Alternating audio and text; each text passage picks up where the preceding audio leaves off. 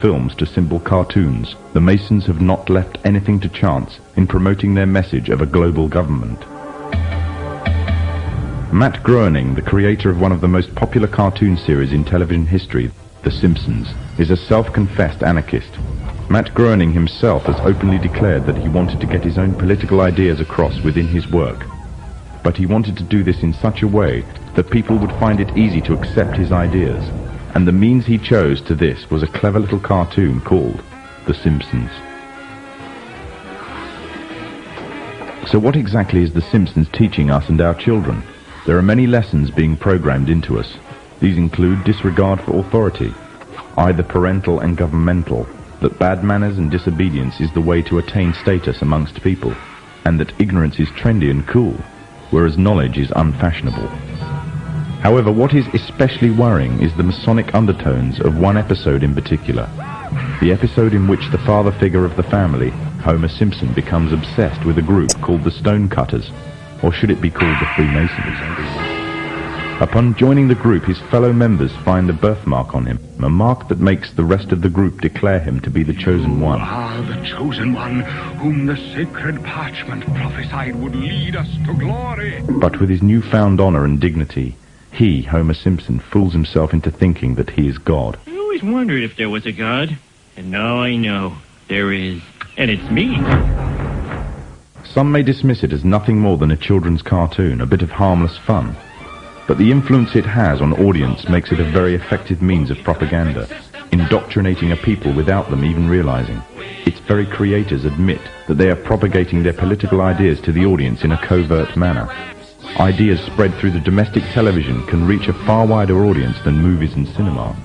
And it is through this media that a new concept is being introduced. The concept of one global leader. Famous for his novel The Jungle Book, Rudyard Kipling, another Freemason, wrote a book called The Man Who Would One Day Be King. This was later made into a big-budget Hollywood film, starring the likes of Sean Connery, Michael Caine, and Saeed Jaffari. The book is the story of two soldiers that journey to a country on the edge of India, a country that was once rumored to contain great riches, that once belonged to Alexander the Great. Upon reaching the country, the two soldiers are captured by the local inhabitants, a people called Kafirs, named after their country, Kafiristan. When the two men are about to be killed, a necklace is discovered around the neck of one of the soldiers. Engraved on it is the symbol of the Masonic one eye. The Kafirs revere him as their god, and attribute to him the divine attribute of immortality. The man himself first regards himself as a king, and then in his newfound power begins to regard himself really as being a god. From the Muslim perspective, if not that of others, the similitudes that can be drawn from this story are very interesting. The Muslim scriptures, called hadith, contain many prophecies of the Prophet Muhammad. In these, it is prophesied that a man would arise from amidst the Kafirs, which means infidels in Islam, who would be recognized by his one eye and would be made a world leader, claiming first to be a king and then later to being God, and that he will seem immortal until an appointed time. In another film, the concept of global leader and global government is also strongly propagated. In 1996, the film Independence Day broke all box office records, becoming the 7th highest-ranking film of all time. It entranced audiences around the world with a fictional story of an alien invasion on Earth. However, deep within the film's subliminal messages can be found, indicating the Freemasonic presence and the Freemasonic agenda.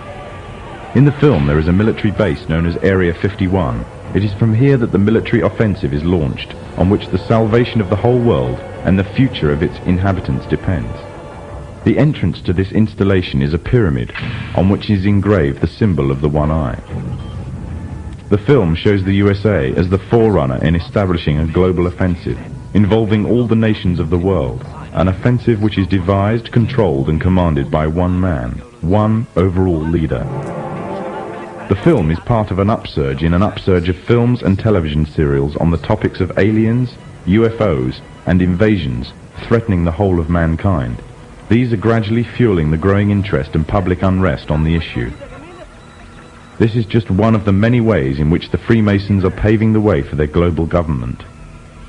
The Freemasons are using a number of approaches to drive fear into the hearts of the masses, I occasionally think how quickly our differences worldwide would vanish if we were facing an alien threat from outside this world.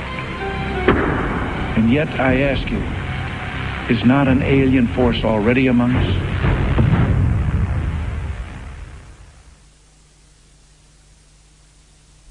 Other tactics that the Masons are using in order to bring about a one-world government and the need for a global security force controlled by them is to allow crime rates to soar, thus creating fear for personal and national security. The drugs industry, according to official estimates, is in terms of monetary value one of the largest industries in the world. The countries of the world are currently involved in trying to solve this problem on a national and international scale. The United States, for example, has a huge and growing drugs problem, the direct result of which has been soaring crime rates, which continue to increase at an alarming rate. Backed by the growing levels of public demand for tougher action, the government has justification to use heavy-handed, overt and covert operations to combat the drugs problem and satisfy public opinion. However, certain disturbing facts about the American drugs war throw a shadow of doubt upon its credibility and the motives of the government. It is commonly believed that during the 1960s, J. Edgar Hoover, the then chairman of the FBI, allowed the drugs trade to flourish within the African American community in an attempt to undermine the black community's uprising within American society. During the 1980s, with the threat of communism taking over Central America, money was urgently required to finance the rebellion movement against communism, and to raise this, the CIA allowed drugs to be traded into America. Revelations by the American Senator, Jack Bloom, who was part of an investigatory committee into the matter, confirms this. The pathetic justification given by the FBI for using drugs to subdue the African American community in the 1960s was that the black uprising was in actual fact a communist attempt to undermine America's involvement in Vietnam. During the Contra Wars in the 1980s, the scapegoats used to justify the flow of drugs into America were once again the communists.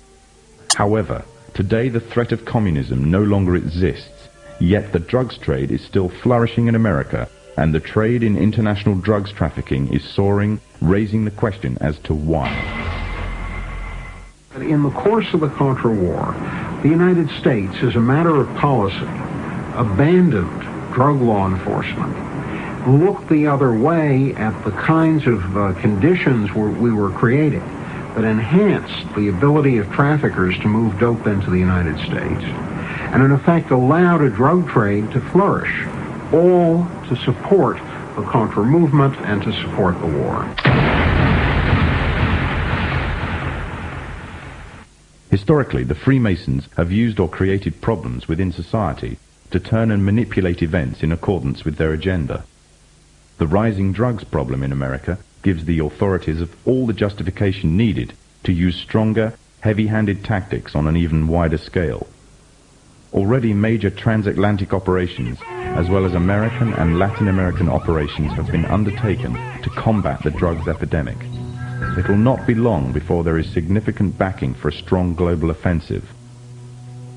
Distortion of the facts and usage of manufactured and biased statistics are the tools of the Freemasonic governments of today, as well as creating a public need for greater national and global security.